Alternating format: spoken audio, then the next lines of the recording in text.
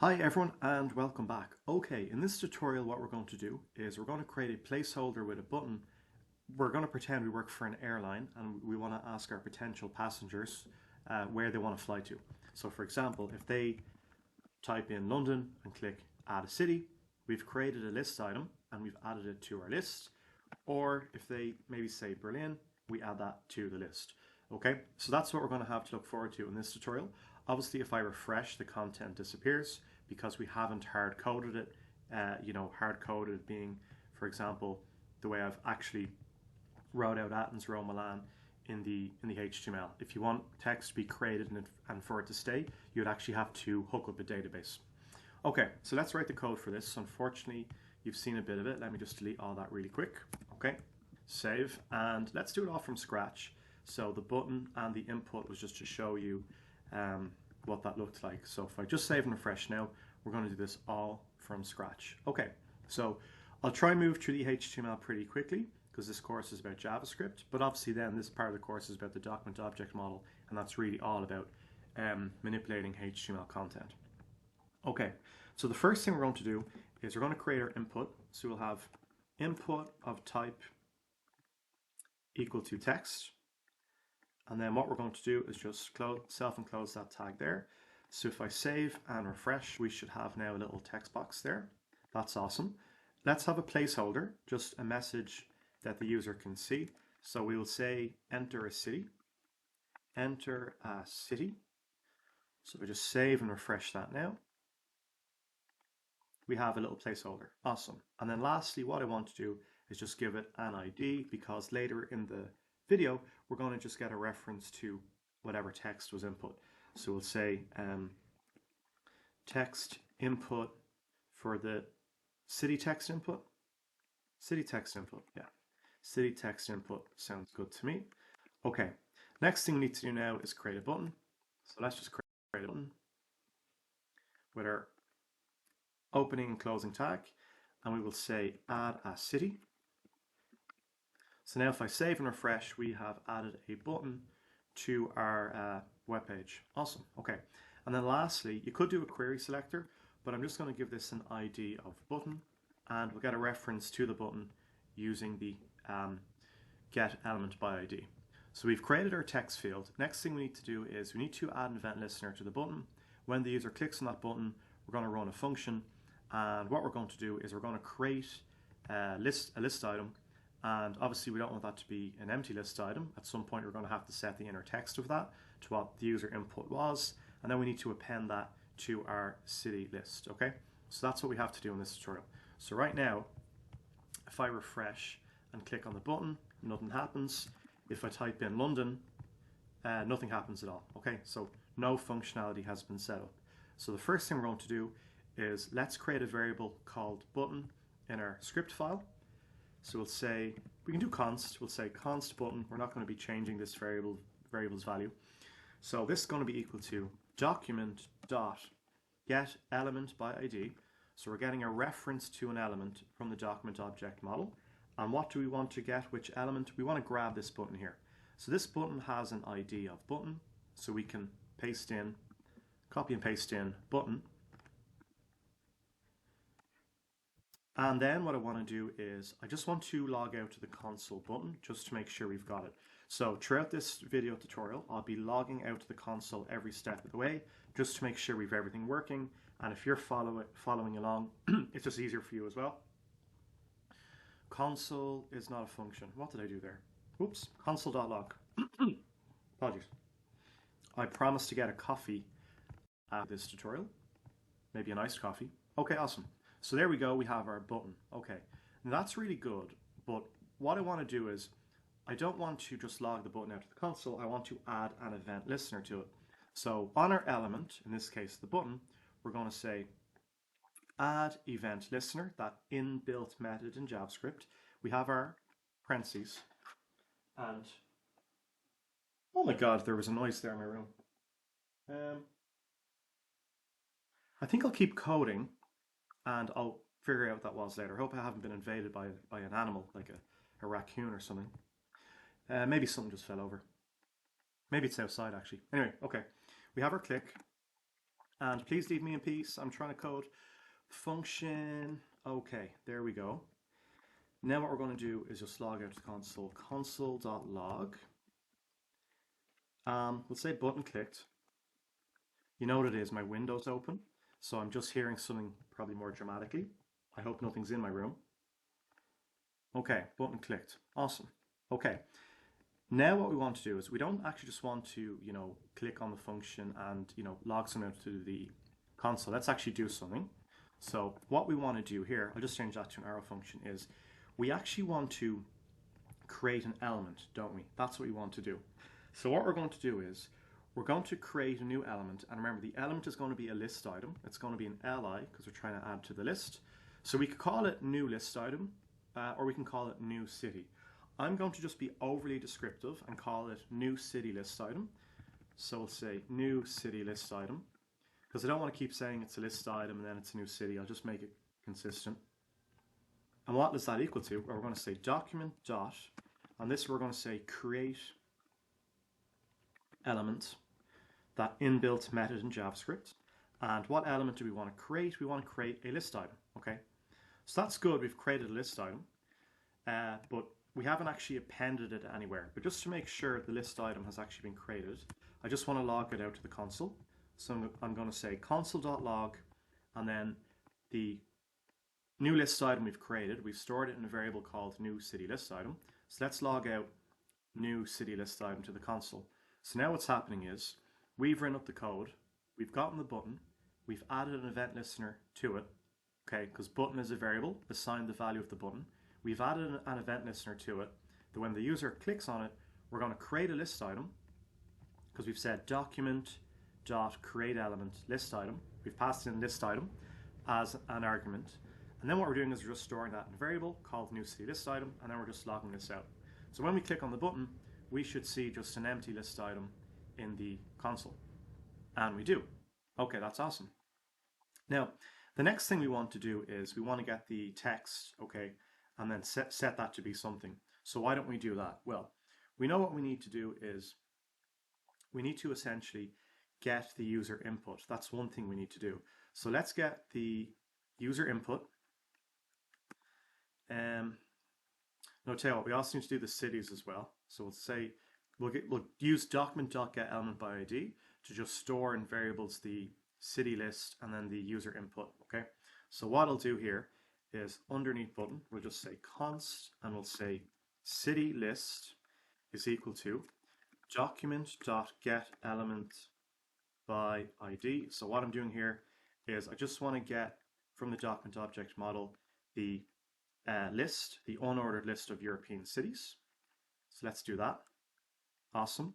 And then what we want to do is we also want to get the user text. So we'll say user text input is equal to document.getElementById.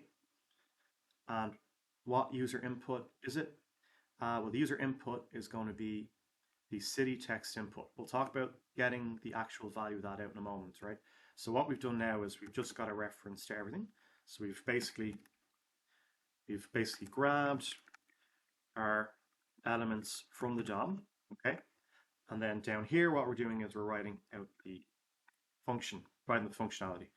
Okay, awesome. So now what do we want to do? Well, we've created our list item, okay? But we've just logged it out to the console. So we don't want to do that. What we want to do is we actually want to take the new list item we've created, i.e. the new city list item, and append that onto the city list, okay?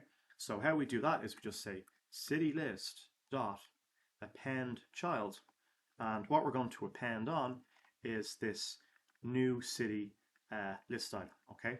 Now the problem so far with the code is we haven't actually done anything with the user input. So for example, if I save and refresh, if I click here, we've created a list item, but you notice that it has no value, okay? So even if I was to type in something, it has no value, okay? It's just an empty list item. To prove that to you, if I just log out to the console, console.log new city list item, what you'll find is we're creating the list item. So here we are creating a list item. And remember, list item is opening li and closing li. We're basically just creating a HTML element. We are appending it onto the list. We are appending the li onto the unordered list, okay? But we haven't actually got the user input. And to prove that to you, the fact now we're logging out the list item, if I click here, we're getting a list item, but it has no value. So that's not good. So how do we actually get the user input? Well, remember, the input text box has an ID of city text input, right? If I just copy that. So what we can do here, and then we've gotten it, the user text input, and we've stored it in the user text input. So now what I could do is, instead of logging out to the console the empty list item, let's log out the user text input and see what we get, okay? We're actually not quite going to get what you think. Let me just show you. If I type in London and add city, what we're actually getting when we log out to the console, we're just getting the entire element itself. We're not actually getting the value. So how you would actually change that is you would say user text input dot value. This is how we can actually access whatever input has been typed by the user. So now if I save and refresh, if I type London and click add city, we're still getting an empty list item being created and appended to the list, but we've logged out to the console now the actual value. So now what we want to do is, instead of just logging out the value of, whatever the user had input, what we actually want to do is, before we actually append the city list to before we append the new city list item to the city list, what we actually want to do is we want to take the inner text of the new city list item. So remember, in the line above, we've actually created a list item, okay, but it has no value. So we know we want to change that. So how would we change that? Well, you could set it to be equal to the inner text to be equal to something, okay? So now what would happen is, if I was to just create an empty string, I could assign that some value, maybe like hello world, right? So what I've done here is, after we've created the list item, I've actually set its inner text to be hello world. But that's no good to us, right? Because what happens now if we save and refresh? Well, if I type in London again and click add city, what we've done is we've created a list item, we've successfully added it to the European cities, but we hard-coded the text to be hello world. We don't want that, we want it to be London. But guess what? We've access to London here. We've logged it out to the console. So what we need to do is, instead of assigning the new list item that was created, and we've called that new city list item, instead of assigning its inner text to be this string here, why don't we assign it the value of whatever the user text input was, okay? So now what you do is just copy that and paste that there. So what we're doing here is, after we create the list item, we are changing the inner text of the list item to be the same as the user input, okay? And now there's no need to log that out to the console. There is one problem though with this code, and I'll show you now what the problem is. If we refresh again, and I type out London, and I click add city, we've added London to the unordered list, which is great. But if I want to add another city, I have to delete London and then do that. And now I've added Berlin, and now I have to delete Berlin. So we just want to create a function whereby we just essentially set the text of the text box to be an empty string after we've basically done all of these steps. So after we've created a list item, after we've changed its inner text, and after we've added that new list item or appended it onto the unordered list, what we want to do is we just want to create a function that will clear the text box for us. So anytime we create a function, we want to make code reusable. So we will create a function to clear the text box. I'm going to create an arrow function, okay? So we're just going to call it clear text, okay? It's going to be an arrow function that doesn't take any arguments or parameters. And all we're going to do is we're going to take whatever the user input is, okay? We're going to clear it. But we're only doing that after we've got the user input and basically update, so let me start again. We're not going to change the user input's value to an empty string until after we've taken their input and appended it onto the unordered list, okay? So I've created the arrow function here. And now what we can do here is we can just call or invoke that clear text function. Okay, so now what we're doing is as follows. When the user clicks on the button, we're doing 4 things. We're creating the list item, and we saw how to do that. We just say document.createElement, and inside of parentheses, we pass in what it is we're trying to create to the inbuilt method createElement. We're creating a list item. Then we store it in the variable called new city list item. Then what we do is for the new variable we've created, new city list item, we take its inner text, we say .inner text, and we assign it the value of whatever the user had typed in, okay? Because remember, user text input, we have a reference to it, we just access the value. Then what we do is we take the unordered list and we take the list item and we append it onto the unordered list by saying city list, or unordered list of European cities, dot append child, new city list item. And then once that's been done, to clear the text box, we call or invoke our clear text function, and that is just an arrow function up here. And what it does is it takes the user text input, and remember this is a global variable, so this function can access it. We take its value and just assign it the value of an empty string. And now what happens is if I save and refresh, if I type in London, London is now added to the unordered list. And if I type in Berlin, Berlin has now been added to the unordered list. Okay, awesome. So guys, that is how we can use the document object model to actually basically get user input, create an element, change the inner text of that element, and append it on to an element that already exists on the page, in this case the city list. And then we just wrote a little function to clear the inner text of the text box. We just set it empty, or set it equal to an empty string. Okay, I hope you enjoyed that tutorial. That was really good practice with the document object model. I have to say I enjoyed that tutorial, and I will see you hopefully in the next one for more learning.